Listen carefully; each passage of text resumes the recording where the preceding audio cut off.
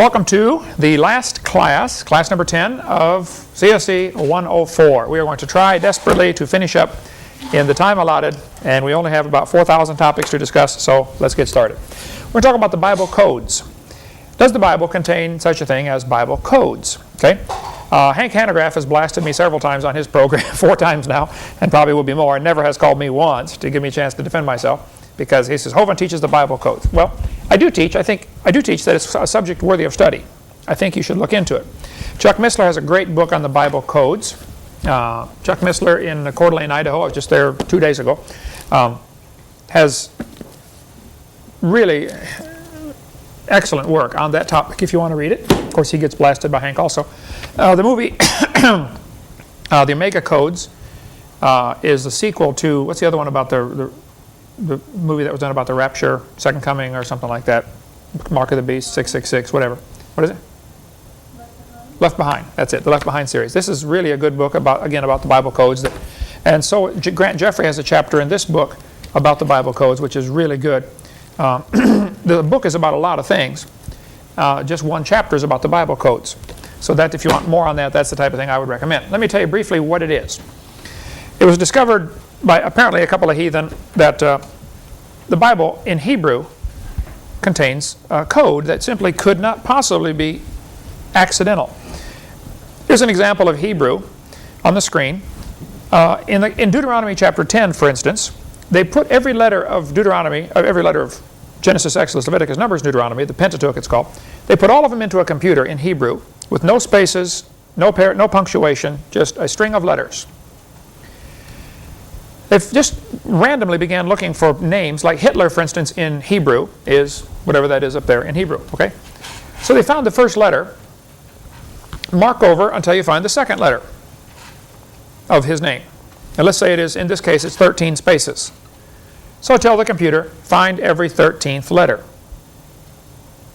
And it goes along and found Hitler. Then in that same passage, they began looking for other things that have to do with Hitler. For instance, there's the Hebrew words for a people cry murder, slaughter. King of the Nazis was found in the same passage. Auschwitz was found every 22 letters, or every 13 letters gave in the bitter sea of Auschwitz, however many letters it is for Hitler. The fact is, there seem to be some very interesting hidden codes in the Bible. How you could possibly write a book that would do that is beyond my comprehension. I think it was two Hebrew scholars and 2 mathematicians or something that discovered this and said, you know, all the computers in the world couldn't possibly write a book where the text means something as you read it, but also there's a hidden code. Now, I couldn't prove it's true or not, and I hope I've never preached that I know for a fact this is true. I don't know for a fact it's true. But there have been some people a lot smarter than me and a lot smarter than Hank Hanegraaff who have said, yep, it's true. There's something to this. And if you want more on that, I'd recommend this book by Grant Jeffries or this book by Chuck Missler, and it'll just really an amazing study. I think it's worth studying. What about UFOs? Again, I get blasted for this one. I don't know what the truth is about UFOs. They are unidentified flying objects. They're not identified yet. If they were, they would be IFOs, identified flying objects. Right? Down in Ica, Peru, where the Ica stones are found, many strange things are found, including an Ica stone with a chief or something, an Indian of some kind, looking through a telescope, apparently, at something flying through the air. Maybe a comet, maybe a UFO, I don't know. Probably a comet with the tail on it. But there have been stories of strange things being seen in space, UFOs, for a long time. Many of them, I think, have natural explanations. The weather balloons, for instance, that are released periodically, they have a big, huge silver balloon, 4 foot, 6 foot, 8 foot in diameter. They fill it full of helium, tie a string on it, and attach a bunch of weather instruments. The weather instruments are reporting back, what's the temperature, what's the air pressure, etc., from various elevations as it goes up, or altitudes as it goes up. And some people will see a weather balloon floating along. Whoa, I saw a UFO, and they call in. Yeah, we just released a weather balloon, folks. There's nothing to worry about, okay? Sometimes there's a phenomenon called swamp gas, where vegetation is rotting at the bottom of the swamp, and all of a sudden, the swamp burps. And the swamp gas can actually go up as sort of a bubble through the atmosphere and distort, make it like a lens in the air. You've probably all seen on hot days where you see the hot air coming off the blacktop and it looks like, things are dancing and moving around. There may be natural explanations for all of the UFO sightings. I don't know. However, I think there are some that are just too hard to explain. The books I would recommend on that topic are one by David Allen Lewis. This is a Christian author called UFO 666, Cults and Contacts, Antichrist Delusion. And this is the small version of his much larger book, same authors, about UFOs. Basically, I could summarize it by saying their synopsis is that there are two kinds of UFOs. There are top secret government craft, and there are satanically owned and operated vehicles. Satan apparently knows from reading his Bible that there's going to be a rapture, a catching away of God's children sometime. Pre-trib, post-trib, mid-trib. Okay, we won't get into all that right now. But there will be a catching away. 1 Thessalonians chapter 4 teaches that. Satan is going to have some kind of excuse to tell the rest of the people that are left behind what happened to all the Christians. And so if I were the devil, I would start a few hundred years early with UFO-type sightings just to have an explanation for what happened to everybody. Where are they? Another good book you may want to get is Alien Encounters, again by Chuck Missler. It's a great book, difficult to read. The guy's really smart, but good luck. Read Chuck Missler's book on Alien Encounters. His phone number, 800-K-House, Koinonia House, 1 is their phone number. Or their website is, I think, www.khouse.com or .org. Remind me, Jessica, let's put that on the screen. Okay, what's the website for Koinonia House? Another one, again, very difficult to read, is the book by Stan Deyo called The Cosmic Conspiracy. We don't sell that. Here's a couple phone numbers where you can get it should you be interested. He also says there are two kinds of UFOs. There are top secret government craft using a phenomena called electrogravitic propulsion. And he goes through the book and explains how electrogravitics works. It's very different than jet propulsion. According to Stan Deyo, of course, if you get in a jet and it takes off, you feel a G-force on your body. The jet has a motor on it. You don't have a motor on you. So you get slammed back into the seat. When it stops, you're thrown forward because, that's the force of gravity. When the plane turns sideways, you experience a G-force to the side. With electrogravitics, he says, every molecule is drawn electrically by a static charge. So there's absolutely no G-force, which explains why so many people, a guy last week at the church I was at said, Brother Hovind, I saw a UFO. I said, tell me about it.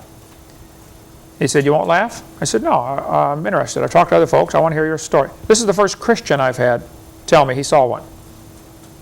I don't know if that means anything or not, but it's my experience. He said this thing was probably about 6 feet in diameter. It wasn't huge. And it was going along. All of a sudden, it took off real fast and then turned an instant right angle. He said that's just simply physically impossible. It wasn't just a curve. It, bang, turned a right angle. Many, many people have described UFOs as doing that type of thing. Well, if it's electrogravitic propulsion, in theory, that is certainly possible, and there would be absolutely no G-force. The person inside wouldn't even realize he's moving. They feel none of those forces, apparently. Read Stan Deyo's book if you want more on that. I don't have an answer for UFOs. I wish I did. Okay. How long were Adam and Eve in the garden before they sinned? All I can do is give you a couple of clues from Scripture. Genesis chapter 5 says Adam lived 130 years and begat a son, and his name was Seth. Before this time, they had Cain and Abel. No dates are given. Before that, they were kicked out of the garden. So probably the maximum time they could have been in the garden is around 120 years, maybe. Okay, I don't know. How old were Cain and Abel when they got in the fight? Bible doesn't say. Were they 10-year-olds or were they 50-year-olds? Did Adam and Eve already have 20 more kids by then? Bible doesn't say. All that is just guesswork on anybody's part. Okay. The other clue we have is that on day 6, at the end of day 6, in Genesis chapter 1, verse 31, God looked at everything and said, it's very good. So we know everything was fine at the end of day 6. So Lucifer had not fallen yet. Adam and Eve were still in the garden. Obviously, that's where God made them. Okay? So at least for the first day, everything's fine. How long it was till they messed up, I don't have a clue. I personally suspect probably 100 to 120 years. Everything was fine. Lucifer got jealous of their fellowship with God. Lucifer said, you know, they ought to be worshiping me. He rebelled against God, came down to earth, tricked Eve. She gave it to Adam. Adam said, oh man, you blew it, honey. If I don't eat this, you're going to be in trouble. So Adam willfully became sin to save his wife, like 1 Timothy chapter 2 tells us. So really, that's all the clues we have. We know God drove him out of the garden and put the cherubims there in Genesis chapter 3, verse 24. This was before any children were born, as far as we can figure out. So that would have been sometime 100, 120 years maximum. And Eve is the mother of all living. Okay, where is the Garden of Eden? I get asked this question surprisingly, you know, boy, you know, it's a shame Saddam is in charge of Iraq because that's where the Garden of Eden was. I say, where do you get that? Well, the Bible says in Genesis chapter 2, a river went out of Eden to water the garden, and from thence it was parted and became into 4 heads. The name of the first was Pison, Gihon, Hiddekel, whatever. And the 4th river is Euphrates.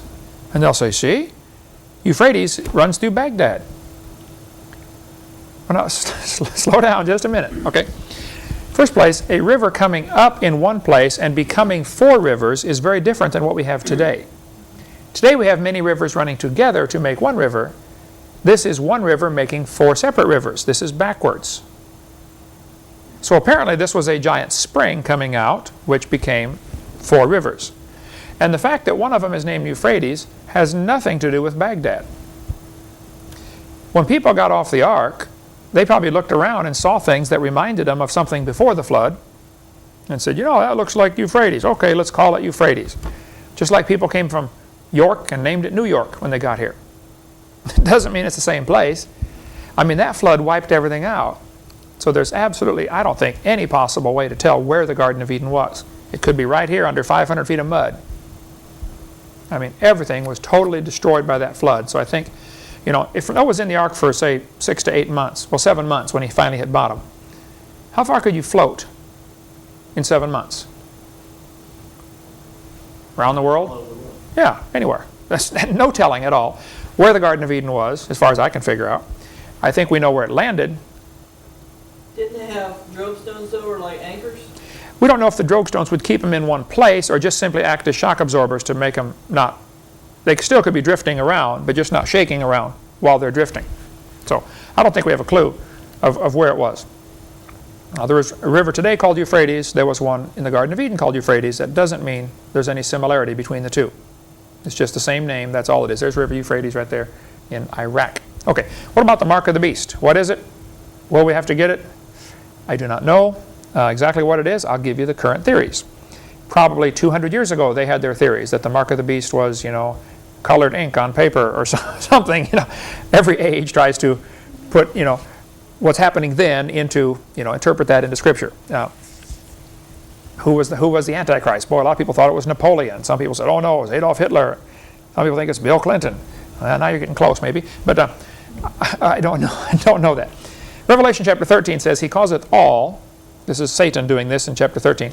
Both small and great, rich and poor, free and bond, to receive a mark in their right hand or in their forehead. It says a mark in, not on. It's a mark in the right hand or in their forehead. I'm one of those guys who, Bible believer, every word is there for a reason, and it's important. God didn't make any mistakes. In 1972, the barcode was developed. What they decided was that a computer can only recount to 1, 0, 1, and then you got to start over again. 0, 1, 0, 1. That's all the farther a computer can count. It only counts in zeros and ones. It's like an on switch or an off switch. So to make a letter A of the alphabet, they decided, okay, let's encode everything on the keyboard with zeros and ones. Binary code. So they said, okay, the letter A is going to be 1, 1, or whatever it is. I don't know. I'm making this up. Okay, 1, 1, 1, 0, 0, 1, 0, 1. And they gave it 8 bits of information. Is it 8 bits make a byte or 8 bytes make a bit? Whichever it is. 8 bits make a byte. I think that's right, but I don't know. Each one is called a bit of information. 8 of them together is called a byte. So your computer stores megabytes, right? Megabyte is 1,000,000 bytes of information, which would be 8 million bits of information. A bit is simply a 0 or a 1. That's all computers read. So every number and every letter and every keystroke on your computer was given a binary code. Then they learned that a laser shining across this, if it's a black line or a white line, can read it.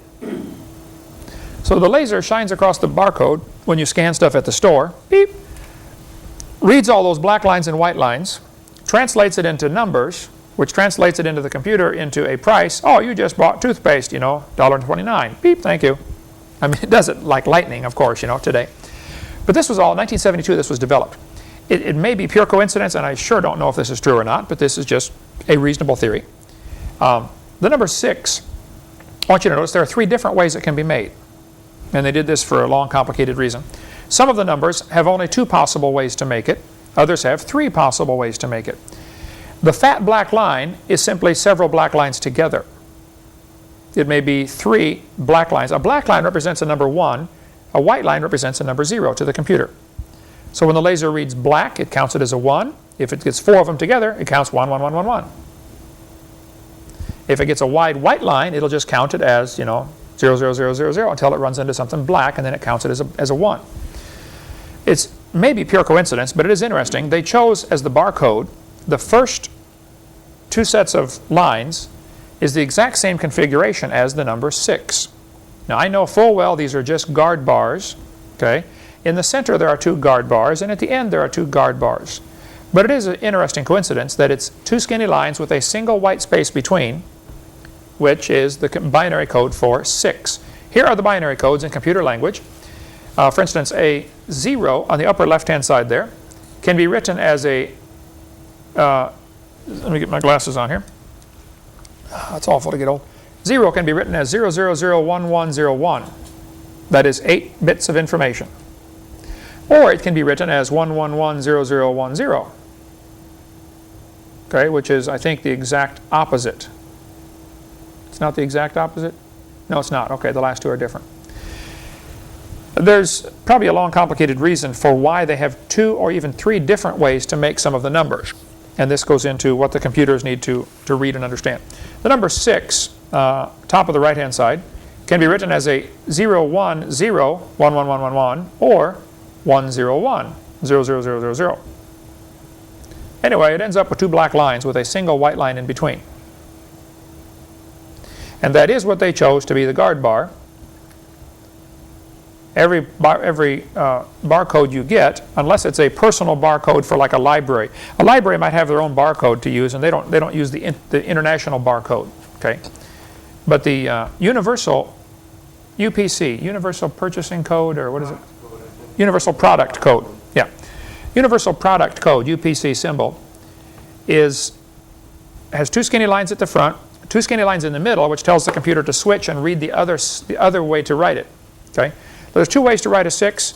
If you happen to see a 6 in a UPC code, on one side it'll be written with one way, the other side it'll be written the other way. Apparently what this does, the computer scans this, and the first half of the code tells the computer something about this product, what country it's made in, what factory, what state, or whatever. Okay, each factory might be given a code. Okay, your factory number, you know, XYZ, whatever. On the right side, it's for the individual product. So when it scans this thing, it will say, beep, book made in, you know, wherever it's made, what country, what city, and this is the name of the book. And then the store owner at that time has the opportunity to program in the last 5 numbers only. How much do you want it to cost? You know, he cannot change where it's made. The first half of the code is he cannot alter. But he can tell his computer, when you read this number, give it this price tag or something. Okay. Years ago, some of the barcodes came out and they had an F and an H underneath, sideways. Maybe pure coincidence, but some people said, wow, this could be standing for forehead or hand. And the UPC code may indeed be the mark of the beast. I don't know. Yeah, I think it's still certainly a reasonable possibility. But microchips now are available, which use the same technology, much more advanced in 30 years, to encode a number. I have in my wallet, if I can find it here we go, one of the microchips, about the size of a grain of rice. Andrew, does that show up if you zoom in on that? Little bitty microchip. I'll put it against my shirt here. Little microchip about the size of a grain of rice. They're about $4 to $5 a piece. We're going to order a bunch of them and then print up a little color card and punch the card out and laminate them in the card and offer them maybe for $10 or something by the time we get done doing all that work to it. So people can carry one in their wallet just to show what may indeed be the mark of the beast or the forerunner to it. These little chips, there's a special needle that is called a 12-gauge needle that will inject this under your skin. Very simple procedure. Here's a dog being injected with a needle. It's interesting. This is a Sunday school quarterly telling people, wow, isn't this great? You should go get your pet injected with a chip. If he's ever lost, he can be found. Well, yeah, that may be great to find your pet. I'm not against finding people's pets. But I think it's conditioning the mind to accept this technology. You might want to get hold of Carl Sanders, who has lots of information, Trumpet Ministries. Carl claims he is one of the guys who helped develop the chip. He was involved in the development of this chip. And he goes around and speaks on that. His his email, shofar, which I forget what it stands for, some Hebrew phrase, SHO-PHAR at trumpetmen.org. Dean Martin here in Pensacola, there's his phone number, Pensacola 850-455-5011. He is really keeping up on this smart card technology and has a mountain of information on it. Were any of you here when he came to our staff meeting? And I asked him to come to a demonstration for our staff here at CSE. He set up his laptop computer, plugged a little thing in it that was about half the size of this book. He said, now, Brother Hovind, this is a barcode, this is a chip reader. Watch this. He took a microchip, stuck it under his arm, and walked across the room, past the computer. When he got within about 4 feet, I think it was, all of a sudden, beep, up on the screen came his name, address, social security number, birth date, phone number, everything. I said, is all that in the chip? He said, no, no. All that's in the chip is a code that is already in the database. Each person is assigned a code. Okay, you are, 7VXTB49 or something. And that is your chip. And then that chip simply activates, it's powered by radio waves from the sensor. It doesn't have a battery in it. It doesn't do anything. But if a certain radio signal hits it, it'll respond, it'll energize it and send back, this is my number. Beep, hello, you just found, XYZ, ABC, whatever. So that is all programmed in the computer. And all of this is simply an identifying chip. Very fascinating that this kind of technology is here, folks, right now. You can order the microchips. You can find someone, if they have a chip in them, there's a website, progenius.com, and they have a satellite system. You can get a chip put in your car, and if your car is ever stolen, you pay 10 or 20 bucks or whatever. They will activate the satellites to look for that number. And they use, global positioning. Beep, beep, beep, beep. Your car's right here. That can be done now. Next, very simple, obvious next step is, hey, let's put the chip in everybody's head or in their hand. So I think we're going to see that coming soon. Here's a guy, scientist in the UK, I believe, who had a chip put in his arm and had his whole house computerized. All he had to do was walk into the room and the lights would come on and say, good morning, Mr. Whatever his name is here, Kevin Warwick. Good morning, Professor Warwick. When he walks, he had a program, when he walks past a certain place, it turns on the coffee pot. By the time he's ready, by the time he gets there, it's ready for him. When he leaves the house, it automatically shuts off all the lights. Real cool. However, anybody who's keeping track of all this can figure out everything you've ever done for the last few hours or for the last few weeks or the last few years. No more privacy. That's going to be the danger. Part of Carl Sanders' presentation is this, where he goes through the Greek words for Mark, for instance, and he gives the Greek character there. Is this from Strong's or Young's or Cruden's, one of the concordances? But it's the number 5480, charagma, however you pronounce that, charagma, from the same as 5482, a scratch or etching. Anybody know how they make computer chips? They etch into silicone, don't they? A stamp as a badge of servitude or a sculptured figure, a statue, a graven mark. Next one, character from the same as 5482, a graver, the tool of the person. Engraving, the figure stamped, an exact copy of, representation, the express image. As you read this, you start to think, these are the words used in the Revelation chapter 13 there, gives the, I think it's probably Strong's. The last one, C-H-A-R-A-X, to sharpen, to a point, akin to 1125, to the idea of scratching, a stake, palisade or rampart, military mound. The chip is engraved silicone, etched silicone, and it is pierced in and put under the skin. Part of the microchip has a little, I think a Teflon or some kind of coating on one end, so that as soon as it's put in your skin, your body begins to grow and attach to it and sticks it in place so it doesn't move around. Otherwise, it would migrate around your body with the blood flow. Okay? So all of the Greek words apparently, certainly if someone's looking for this, could interpret to mean this is talking about a computer chip put in the body. Anyway, there's Kevin Warwick with his plan to become one with his computer. And I'm sure it'll solve all sorts of problems. It'll cause one big one, though. No privacy. Known sex offenders could be marked and watched. That might be a good thing. Like the sign, "Welcome to Arkansas, home of Bill Clinton. In compliance with Megan's Law, the above is a known sex offender." Yeah, well, anyway. Technology and what's happening for the future is both exciting, you know, seeing what can be done. I mean, putting a calculator in a watch you can wear on your hand and store 300 phone numbers in a stopwatch. I mean, it's amazing what can be done. But it's also a little scary when you realize how easily this could be used by bad people to do bad things. Like HARP technology. If you want to study something fascinating, HAARP, I think it's High Altitude Aurora something research project. I believe that's what it stands for. This is a good book by a guy who's not even a Christian, who says it's pretty scary what's happening, folks. They're using high altitude aurora, which is like the northern lights and southern lights, aurora borealis.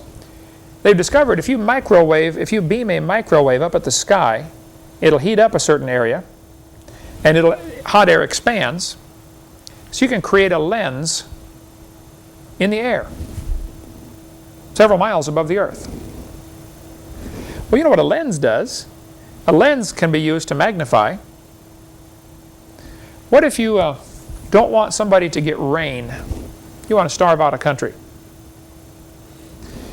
You program the computer to beam up the microwave to heat up the atmosphere to create a lens at certain times of the day so that it always produces heat over that area.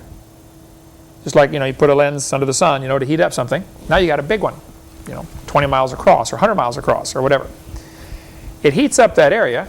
Hot air expands. You can't have clouds almost always when there's warm air mass or hot air, high pressure. It drives away the clouds. Low pressure normally means rain is coming. You just figure out the weather patterns of a certain area, and you just spend the next 3 years making sure they don't get any rain, and pretty soon they're starving from no food growing. Or suppose you want it to flood. Then you do the opposite. You study the weather patterns. Okay, where do I have to heat up the ground to cause weather patterns that'll eventually flood these folks? I'm not sure what all has been done. I know that there has been a lot of research on what's called a virtual lens and a virtual mirror being created in the atmosphere by the High Altitude Aurora Research Project. It's called HARP. And the book is Angels Don't Play This HARP. This is something they're going to use to control weather. Apparently has been used. They also use ELF, which is extremely low frequency antennas, as part of this program. And you can get a lot of this stuff from a lot of stuff on the internet about this. Look up ELF, ELF, extremely low frequency, used to control weather. Here they put the antenna, I believe they drill a hole and put the antenna in the ground. It's not even visible. Instead of an antenna sticking up in the air, it's down in a well. And does all sorts of strange things. Somebody wrote a very convincing article, I don't know if it's true, that the space shuttle that blew up did have a leaky seal, but it was actually exploded, or the problem was exacerbated by a Soviet vessel offshore, which had been monitoring this and using ELF, extra low frequency, to set up a vibration that caused it to fail. Maybe far-fetched, maybe something we're studying. Jeff, you like that kind of stuff? Find out for me, okay? This article came out in the paper, in the European newspaper, and back in '92. 10 years ago, they were able to use satellites to count the number of cows you had to make sure you weren't cheating on your income tax.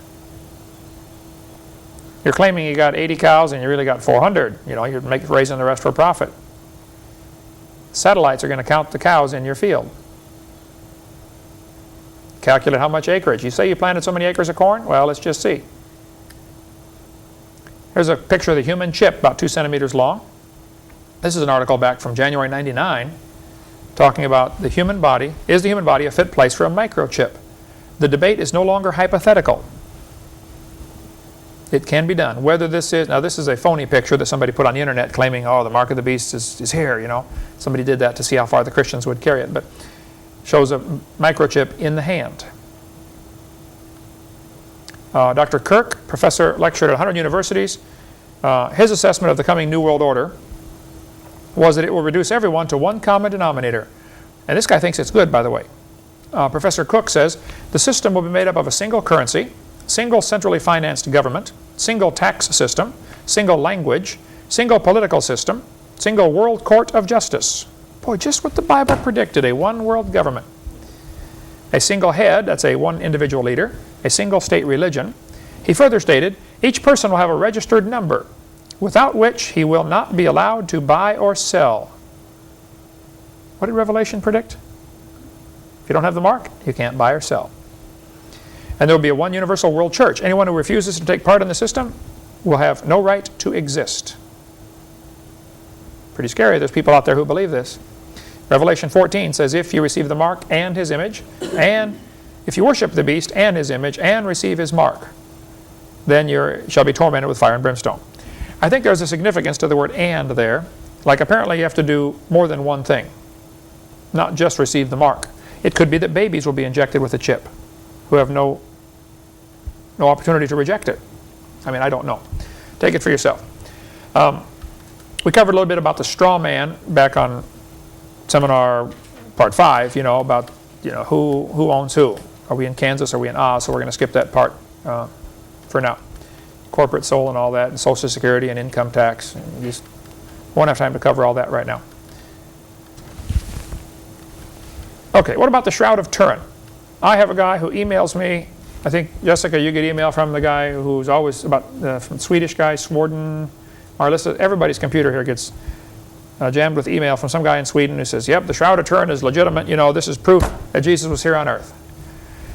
Well, and somebody sent me this book, about the Shroud of Turin. Wow, what a great thing. We have the actual robe Jesus was buried in.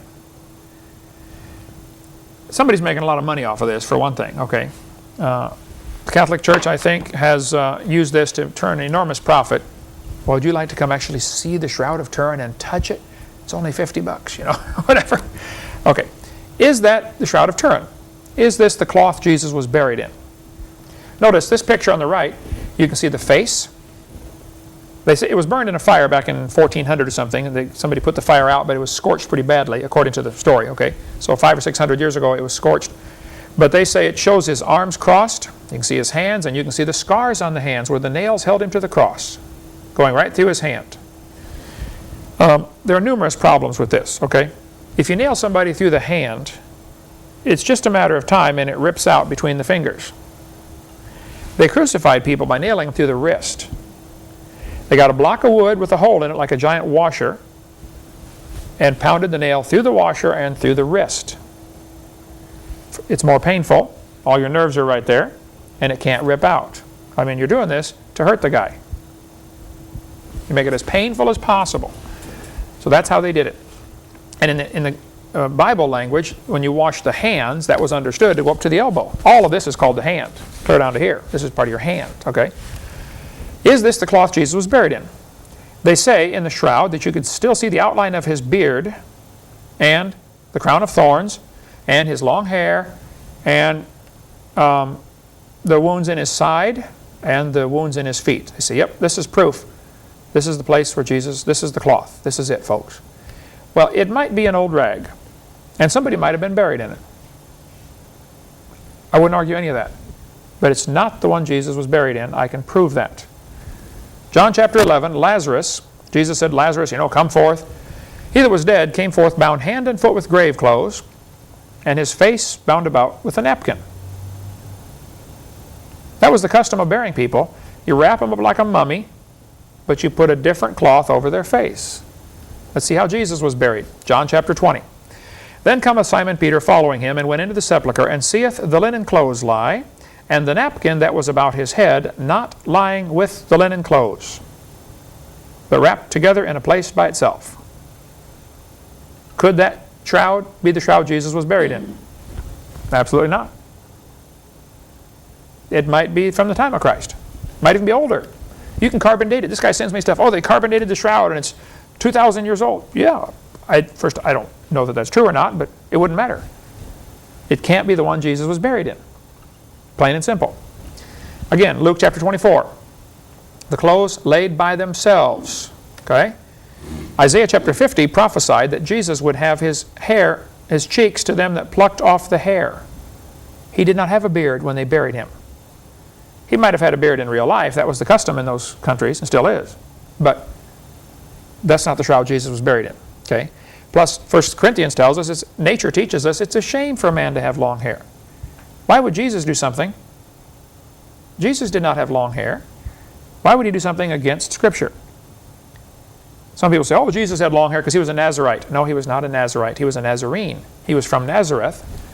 But a Nazarite is the Numbers chapter 6 vow that they took. And there's no connection between a Nazarene and a Nazarite, except some of the letters are the same in the word. Okay? Otherwise, there is no connection whatsoever. Okay. A couple more thoughts here and we'll quit. Do you have a PhD? It is amazing how much email I get saying, you don't have a real degree. I say, okay, then don't call me doctor. Call me Kent, call me Bubba, call me Hey You. Now, let's get back to the topic. They want to try to steer attention away from what I'm talking about on creation. And this is called an ad hominem attack. I don't like the message, so I'm going to attack the messenger. In a graded or judged debate, they would lose points in a hurry by using this tactic. But let me just answer the question. Do you have a PhD? PhD, from Webster's New World Dictionary, means Doctor of Philosophy. Who has the authority to give PhDs? Well, I suppose technically there is no governing body that makes that decision. So anybody could, in theory. I went to Midwestern Baptist College, Pontiac, Michigan, graduated in 1974. Then I took courses several places and finally took my master's and doctorate from Patriot University, a small Christian university in Colorado. It was a ministry of Hilltop Baptist Church. They started a college and then later added a PhD program.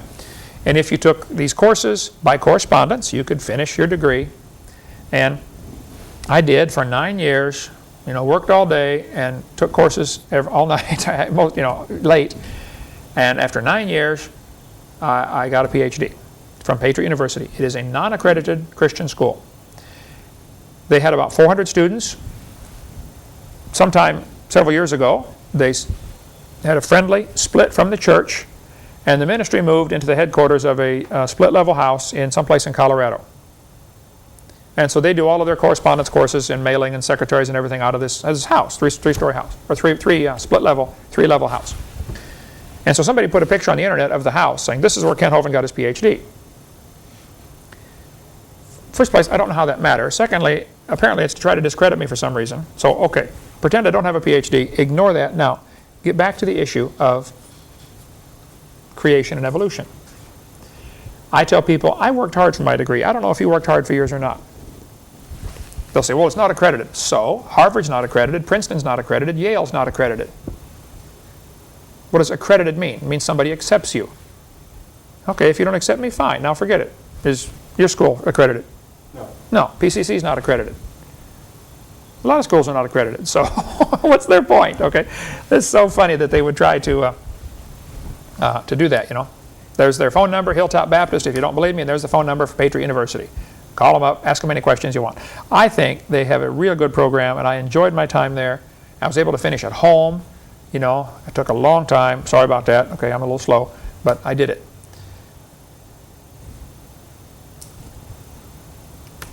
Who wrote the book of Genesis? Well, let's see. The skeptics will say, like I debated Terry Pruitt several times at UWF. I'll tell you what. Let's take a quick break. I have to be quick because we do have a lot to cover, and we'll try to finish up the whole thing after the break. This one. All right, well, let's try to finish up here. We have several more questions that get frequently asked, and I'm sure there'll be more to go. We covered some of this on our video number 7. Who wrote the book of Genesis? Very interesting question, actually. I've done many debates with Terry Pruitt, who's a Genesis scholar, who is an atheist, or claims to be, who teaches at University of West Florida. Yeah, I did, let's see, debate, I don't know which numbers, 3 and 4, I think, are with him on our videotape series. A very nice man. He says, oh, there are 4 different authors for Genesis. There's the JEPD theory, that 4 different people wrote Genesis. Because the J for Jehovah, which is the Yahwist, Elohist, Priestly, and Deuterist. He's wrong, okay? There are 10 different authors for Genesis, not 4. Henry Morris has a great note here on Genesis chapter 2, verse number 4. These are the generations of. And you read the Defender's Bible by Henry Morris, or read in his book about Genesis, about this. We'll try to go through this quickly. In Genesis chapter 38, we are told, Judah said to Onan, go into thy brother's wife and marry her and raise up seed to thy brother. And he decided not to, and God killed him. Then you read in Luke where it says, Master, Moses wrote, if a man's brother die having a wife, and he die without children, that his brother should take his wife and raise up seed unto his brother. And people say, see, this proves Moses wrote Genesis. No, it does not. Okay? Because also it tells us in Deuteronomy, if a brethren dwell together and one of them die and have no child, husband's brother shall go raise up seed to his brother. So Moses wrote Deuteronomy. There's no question in most people's minds that Moses wrote Exodus, Leviticus, Numbers, and Deuteronomy. Moses did not write Genesis. He is the editor of Genesis. He put it together from 10 eyewitness accounts. Adam wrote part of the book of Genesis. Noah wrote part. I'll show you. The phrase, these are the generations of, is the break point. That's somebody signing off. They're finishing their part. Some people only wrote 1 chapter. Apparently, I would assume on clay tablets, bake it in the sun and it's hard. And then Noah takes a few of them on the ark with him. He's got the first few chapters. They're already done. And then Noah or his sons later add to it. And this is a collection. There are very obvious differences in style of writing. In chapter 1, all through chapter 1, it says, God did this, God did that, God did that. 31 times in 31 verses, God is mentioned. When you get to chapter 2, starting with verse 4, which is probably where the chapter break should have been, it says, Lord God. In every case, it's called Lord God. Well, this is Adam writing about the Lord God. Chapter 1, apparently God wrote or told Adam what to write. And this is God talking about himself. But when Adam talked about God, it's Lord God. Not only differences in who God is called, or what God is called, but differences in styles of writing. I agree. So the skeptics and scoffers got it partly right. There is more than one author. But there are 10 of them, and they're all eyewitnesses. Makes it even better. So people say, well, there are books like, the Babylonians and the, ancient cultures have books that are older than Genesis. Well, they might have been written before Moses wrote Genesis, but they're not technically older than Genesis, because Moses simply collected 10 previous accounts. That's like if I today was to rewrite Shakespeare. Somebody could say, well, Abe Lincoln lived before Shakespeare was written. Well, before my copy of it, maybe. Okay. Before Moses' copy of Genesis, yeah, some of the Sumerian account was probably written, Okay.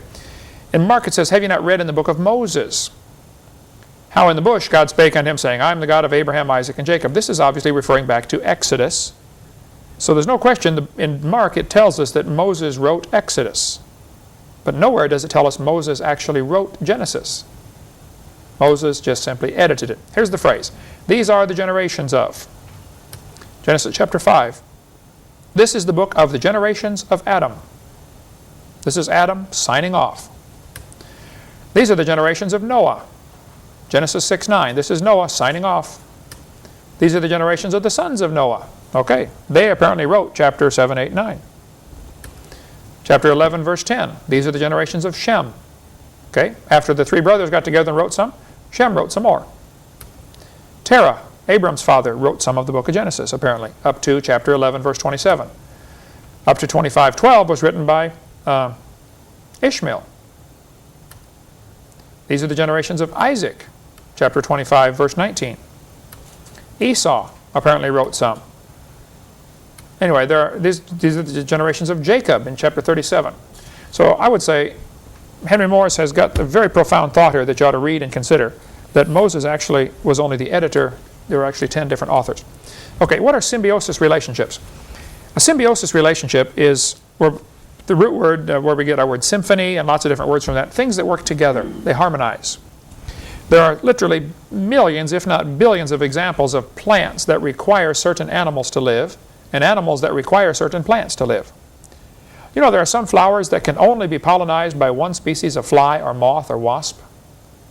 And if none of those flies or moths or wasps or butterflies are around, that plant will die after one generation. And that plant or moth or that wasp or moth or bug or whatever lays its eggs on that plant and that plant only for the babies to hatch and survive and grow. And if those plants aren't available, that bug will die. These are called symbiosis relationships. The clownfish lives in the sea anemones, which have stinging tentacles. Well, the clownfish is brightly colored and he attracts things in, and the sea anemone eats them. Why doesn't he eat the clownfish? There's a relationship here. Here are two organisms, the anemone and the clownfish, that work together in what is called a symbiosis relationship. As far as I can figure out, they absolutely defy an evolutionary explanation. I don't see any way you can... How did one evolve without the other? They had to be created simultaneously. And there are thousands of those. We could talk forever on that. Okay. Why don't we have giant insects today? Insects breathe through their skin. They don't have lungs. They don't have a diaphragm muscle that's sucking air in and out like we are. You take a breath, you force it out. Insects don't have that. They have a bunch of little holes through their skin going throughout their body, and that oxygen just simply flows through. And that's how they get it. Well, this works great for the insects up to a certain size. And here's where the problem comes in. If we had a cube that was 1 inch by 1 inch by 1 inch, the way you find the volume is length times width times height, so it has a volume of 1. 1 times 1 times 1 is 1. The surface area, there are 6 squares on a cube, like a dice has 6 sides. Each side is 1 square inch, so the surface area is 6. Which means if we compare the surface area to the volume, we have a 6-to-1 ratio. Anybody lost? Okay. What if we double it to 2? 2 times 2 times 2 is how much? 8. Each side is 2 inch by 2 inch, so there are 4 square inches on a side. We still have 6 sides. 24 square inches of surface area. We have now dropped it to a 3-to-1. Suppose this was a bug trying to breathe through his skin. Even though the bug is twice as big, he now only has effectively half as much skin. He starts to have a problem. Let's raise it to 3. 27 is the volume. 54 is the surface area. 2-to-1. At some point, he doesn't have enough skin. He can't get enough oxygen to supply all that tissue inside. Let's drop it to 0.1. Has a volume of 0.001, a surface area of 0.06. Now he has a 60-to-1 surface area to volume. Drop it to 0.01. 600-to-1. The smaller an insect gets, it eventually becomes basically all skin and no volume, or close to it, okay? Which is why an ant can fall off an airplane, hit the ground and walk off. He has so much surface area, he creates a lot of friction with the air, he just simply can't fall very fast. Just like you could not fall very fast through peanut butter. That's about the way it feels to an ant falling through the air. Whereas you or I falling off an airplane would experience a different landing than the ant would, okay? So Because of this surface area to volume ratio problem, the bigger an insect gets, the more problem it has getting oxygen, which limits the size depending on how much oxygen is in the atmosphere and how much pressure it's under. We find giant insects fossilized, indicating the Earth must have had a different set of situations. It must have been different at some time in the past. We cover on video number 2 about the Earth having more oxygen and more air pressure in the pre-flood world. Giant insects are found, like a 50-inch dragonfly, and 18-inch cockroaches are found, fossilized. Praise God, not alive today as far as we know. 8.5-foot centipede, found in Germany back in '99. 2-foot grasshoppers have been found. So something was different. My conclusion is probably this is tied into the pre-flood environment having more air pressure. I see no other way to explain the existence of giant insects. Now, Walt Brown, who wrote the book In the Beginning, which we sell and highly recommend, it's an excellent book, he does not believe there was a canopy. I sat at the airport with Walt Brown for 3 hours while we had lunch together and talked. I was in Phoenix Airport, and I called him up and said, "Brother, I got a layover. Would you please come meet me at the airport? Because I love what you do and I want to meet you." Very smart guy. A PhD in physics, retired colonel or lieutenant colonel from the Air Force, brilliant guy. He said, "I don't believe there was a canopy." And he's got a whole chapter in the book, which I sell, explaining why there could not have been a canopy. I think he's wrong. Because I said, "Walt, how do you explain the giant insects?" He said, "I have a problem with that one." Okay, well, I have a solution. There was a canopy. He said, "No, then there's problems with the canopy. You know, what about this?" And he went on and named the problems. And I said, "Well, I think there may be a solution to those too." But anyway, that's where it was left. We parted disagreeing, and I'm still selling his book. And thank you, Walt. You did a great job. But take the part about the canopy out. I think you're wrong about that. Okay. Is the sun shrinking? Here are the measurements taken from the Royal Observatory in Greenwich Observatory in England over the last 150 years, showing that the sun is shrinking both in vertical diameter and horizontal diameter. The sun is egg-shaped a little bit because it's a big spinning ball. It's bigger at the equator. I would say yes, it appears that the sun has been shrinking, at least since we've observed it. Now it swells and contracts and swells and contracts. I understand all that. But the general trend is toward shrinking. I used to say in my seminar that this is one of the proofs that the universe is young. I think it is still a valid proof. There are a few questions about this, though, because all we have is a few hundred years worth of data. We don't know that this is, we cannot prove this is long term, for thousands of years. It hasn't been observed. I see no reason why it shouldn't be long term, because where's the extra mass going to come from? The sun would have to be eating up everything else in the universe in order to keep growing in size. Where's it going to come from? The basic problem is the sun may be burning by gravitational collapse, or it may be burning by nuclear fusion. If it's burning by nuclear fusion, it could burn for billions of years. A little bit of matter, golf ball sized piece of uranium will power a submarine for years. So if the sun is burning by nuclear fusion, it should produce neutrinos. They've done testing. They can't find the neutrinos. So there's a serious missing neutrino problem. Today, nobody still knows, as far as I can figure out, exactly how the sun is burning. So I saved this for last in the Q&A section. I do not know for sure how the sun burns. I don't think anybody does. It's one of the two, as far as we know, nuclear fusion or gravitational collapse. If it's fusion, it should produce neutrinos. It doesn't, which leaves the other option. It's probably gravitational collapse, which puts a time limit. It can't be billions of years old. So that's a subject well worthy of study. I don't have an answer. All I have is a few questions on that. What about the Red Sea crossing? Why don't they find evidence of an entire Egyptian army drowning? Well, they might have. In Exodus chapter 14, God told Moses to go to whatever that place is and encamp by the sea. And 14:22 tells us, children of Israel went into the midst of the sea on dry ground, and the waters were a wall unto them. Some people teach, well, it was just a real shallow sea, and they walked across. Ankle-deep water. Oh, well, that's an even bigger miracle. Pharaoh's entire army drowns in ankle-deep water. Hello, how's that going to happen?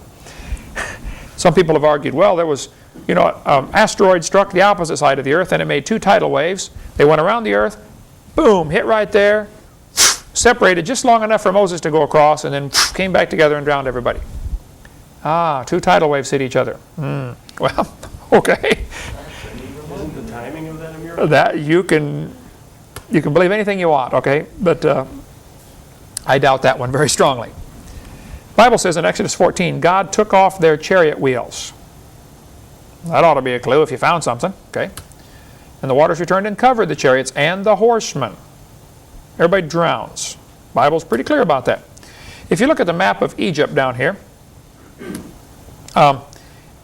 Egypt is right on the Red Sea, of course, which has 2 fingers coming off the very top. On the left, it's called the Gulf of Suez, where the Suez Canal is. On the right, it's called the Gulf of Aqaba. All of it is the Red Sea.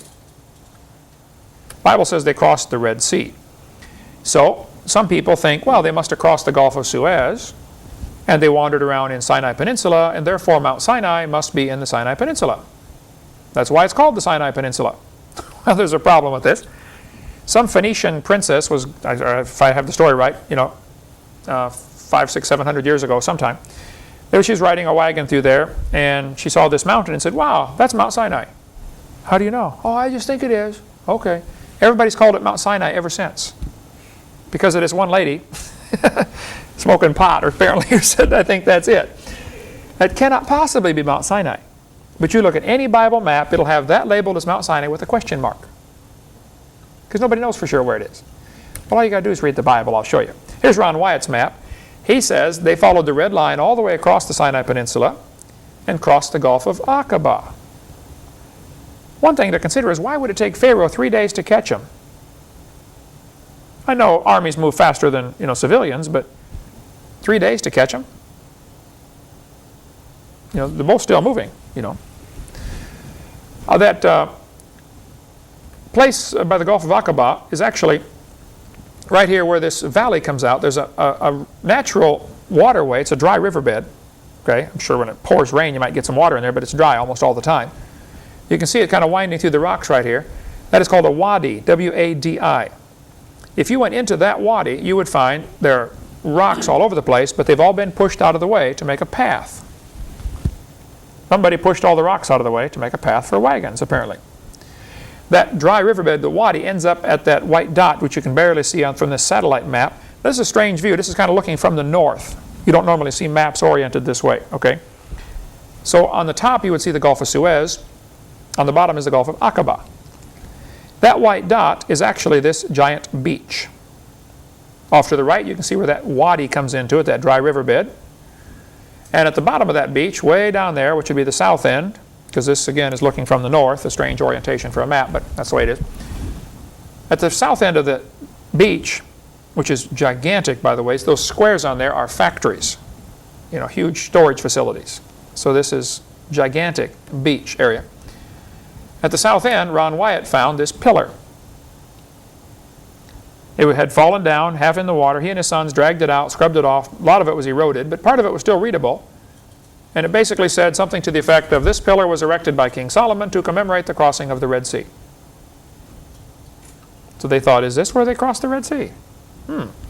So they applied for passports to get into Saudi Arabia. Let's go check the other side. Arabian government says, no, no American spies allowed in here, whatever, okay. So they went in illegally. Got arrested, spent a lot of time in jail, long story there, okay.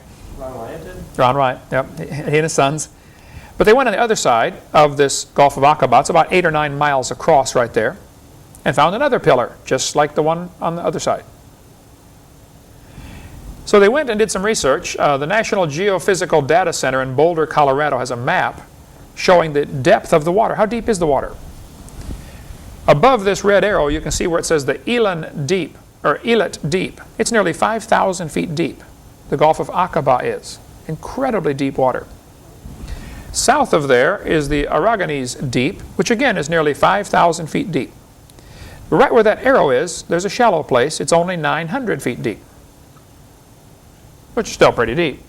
But 900 foot in 8 or 9 miles is a nice gentle slope down and a nice gentle slope up.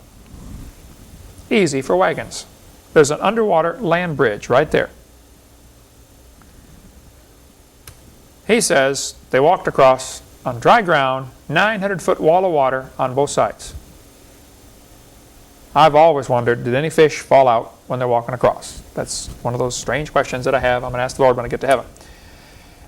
Aaron went there. I forget Aaron's last name. I've corresponded with him many times. Aaron starts with an S, I believe. Anyway, he said, the underwater pathway at the Red Sea crossing site discovered by the late Ron Wyatt has received an incredible amount of criticism.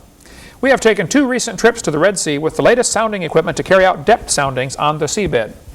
The data has proved the presence of an underwater pathway without doubt, and the reports and pictures from the first trip can be accessed at anchorstone.com/Wyatt/Red Sea _update 02 HTML.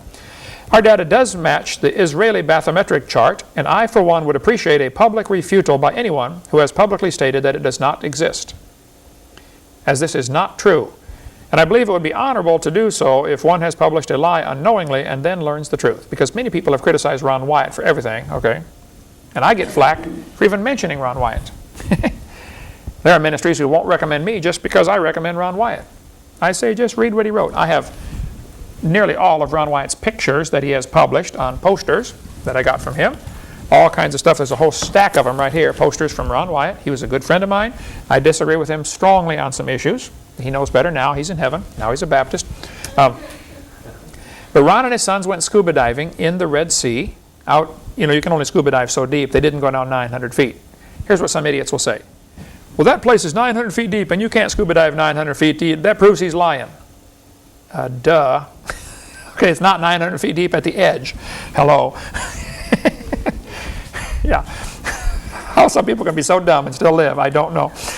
But they apparently do. Anyway, he went out to as deep as they could go, 100 feet or whatever, 150 feet with the scuba equipment, and found all along, as far as they could go, chariot wheels with no chariots attached to them, and chariot bodies crumbling badly, poorly conditioned, with no wheels on them. They found horse skeletons and human skeletons crusted over with coral. The chariot wheels, you can see one here in this picture. It's kind of hard to see, but underwater photography has enough problems, It's gold-plated wood, but the wood has rotted out. So when you try to pick it up, it just crumbles. Okay, it's a real thin gold veneer, like picking up chrome bumper after the bumper's gone. Just the chrome is left. That's basically what you get. But the 18th dynasty of Egypt did have 4-spoke chariot wheels. I think Ron's got a whole story about this on his website, which is WyattMuseum.com, explaining the whole thing. There's only one Egyptian dynasty that used 4-spoke, 6-spoke, and 8-spoke, all 3 types used in this one dynasty. And all 3 are found down there, or something like that. Okay, he does pretty good research on that. If you look at the far right, this arrow is pointing to a mountain in Saudi Arabia called Jabal al-Laws, which means Mountain of Laws. It's been labeled that for centuries. Could Mount Sinai be in Arabia? Well, let's see what the Bible says. Galatians chapter 4. Which gendereth the bondage which is Agar, for this Agar is Mount Sinai in Arabia. Hello, it's been there all along, folks, okay? Why have they been looking in the Sinai Peninsula? That's not where it is. This is a picture of the mountain that apparently is Mount Sinai. The top of it is still black. This may be the place where Moses got the 10 Commandments. At the bottom you can see an altar with a calf on it.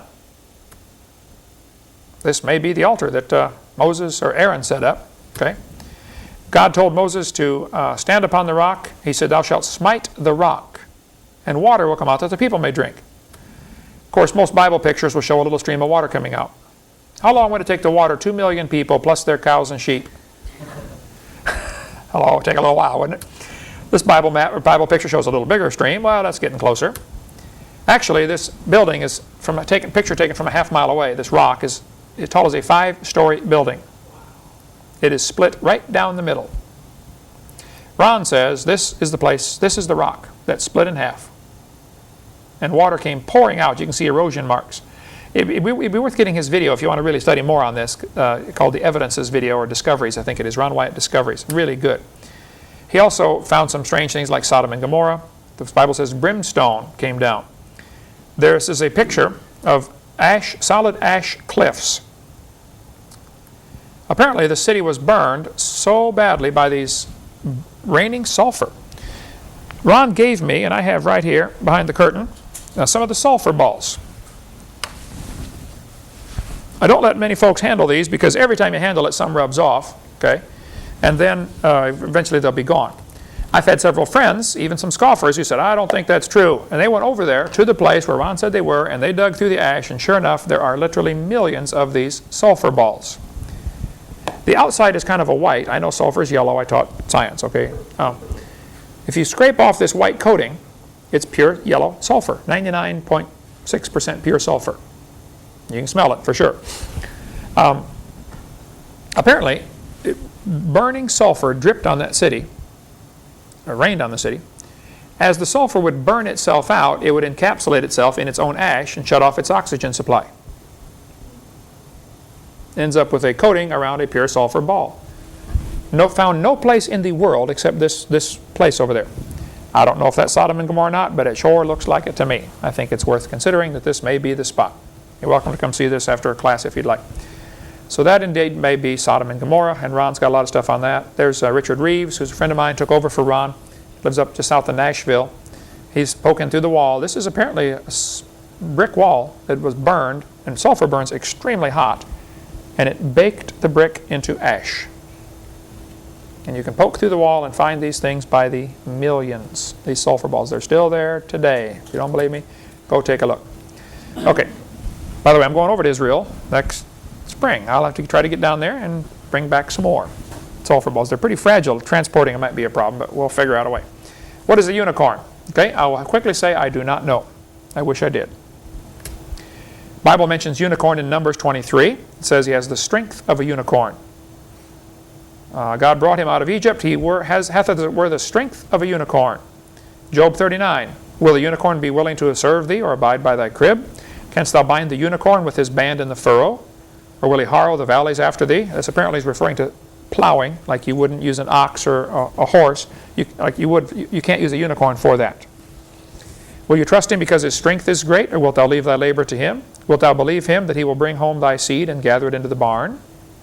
These verses tell us that apparently the unicorn is something similar to an animal you would plow with, but you wouldn't use him for that because he's wild. Even though he's strong, he's untamable. That's what I get out of that. Psalm 29 says he will skip like a young unicorn. Exalt the horn of an unicorn. I think this verse tells us it had one horn in Psalm 92. From these verses, and that's really all the Bible says about the unicorn that I can find, I think it was an animal with one horn. I doubt that it was a horse with the horn, though it might have been, but we've seen so many pictures of that, it's going to be hard to get that out of our mind. Probably some kind of single-horned dinosaur. Monoclonius, Styracosaurus. Several dinosaurs had one horn. Nobody trains reptiles to do much of anything. You wouldn't, even though alligators are strong, you wouldn't hook them up to your harness to plow your field. They're untamable. Okay, don't wisdom teeth prove evolution? No, they don't. I have skeptics, several of them have said, oh, wisdom teeth prove evolution. See, we're evolving. We're getting smaller jaws. Hello. Getting smaller is not evolving. That's the opposite. You're going backwards here. Think about it. Suppose people were 10 feet tall before the flood. Suppose they were 25 before they reached maturity. Suppose you were a kid for 25 years. Okay? Wisdom teeth come in right now at about age somewhere between 16 and 25. Okay? Well, that would be about right. If you're 10 feet tall, your head's bigger, your jaw's bigger. By that time, as your jaw grows, it's about time for that extra tooth to come in. Otherwise, when you chew on something, you bite on the gum. Try to chew something past where your teeth stop. Chew on your gum a few times and see how that feels. Okay? Bite into something hard, especially, and see how it feels. Okay? It's not a good feeling. So, wisdom teeth, I think, are evidence that man matured slower in the past and grew bigger. And today, we are genetically inferior and we're smaller and maturing faster. And therefore, wisdom teeth are indeed a problem for many people. But that is not proof for evolution. No, it is not. There's a great book by Jack Cawazzo called Buried Alive, which we offer in our bookstore, who deals with this subject. He's a dentist. He studied all the Neanderthals, and many of them have wisdom teeth fully erupted, no problem with it at all. Okay, what about the Sabbath? Are Christians supposed to honor the Sabbath? Exodus 20, God said, remember the Sabbath to keep it holy. 6 days shalt thou labor and do all thy work. The seventh day is the Sabbath of the Lord. In it thou shalt not do any work. And I have a letter at least once a week, sometimes once a day, from a Seventh-day Adventist saying, Brother Hovind, I love your seminar. However, you don't tell people to honor the Sabbath. That is correct. I do not, because I think you don't have to. Hey, I'm not a Seventh-day Adventist. I've spoken at a couple Seventh-day Adventist churches. Okay, there's a lot of good folks. I'm not against them. I think they're wrong on the Sabbath issue, though. God said in Exodus 20, remember the Sabbath. In it thou shalt not do any work. Thou, nor thy son, nor thy daughter, thy manservant, nor thy maidservant, nor thy cattle, nor thy stranger that is within thy gates. Don't work, and don't let any strangers work. Well, this would mean you couldn't go out to eat because you're making somebody else cook you food. Is that right? Let's see what else the Sabbath. Exodus 20:11, 10 Commandments. God rested on the Sabbath day and hallowed it. Exodus 31, verse 14. Ye shall keep the Sabbath, therefore, for it is holy unto you. Every one that defileth it shall surely be put to death. Should anybody that doesn't do the Sabbath be put to death? Okay? Whosoever doeth any work therein, that soul shall be cut off from among his people. 6 days may work be done, but in the seventh day is the Sabbath of rest. Whosoever doeth any work in the Sabbath day, he shall be surely put to death. Wherefore the children of Israel shall keep the Sabbath. Who shall keep the Sabbath? Children of Israel. I'm not one of them. I'm Norwegian. Vår det så det till idag. Okay? To observe the Sabbath throughout their generations for a perpetual covenant. The Sabbath is very obviously a covenant between God and the children of Israel. It is a sign between me and the children of Israel forever. 6 days the Lord made heaven and earth. On the seventh day he rested and was refreshed. Okay. Sabbath was for the children of Israel. Exodus 20. Son of man, speak unto the elders of Israel. Moreover also I gave them my Sabbaths. Who's he speaking to? Elders of Israel. Not Exodus, it's Ezekiel 20. It should be a sign between me and you. And the Sabbaths were not the Saturdays. They were days of rest. Sometimes came on a Wednesday. Sabbath was for the children of Israel. Nehemiah chapter 9. Thou camest down also upon Mount Sinai, and spakest with them from heaven, and gavest them right judgments and true laws, good statutes and commandments, and madest known unto them thy holy Sabbath.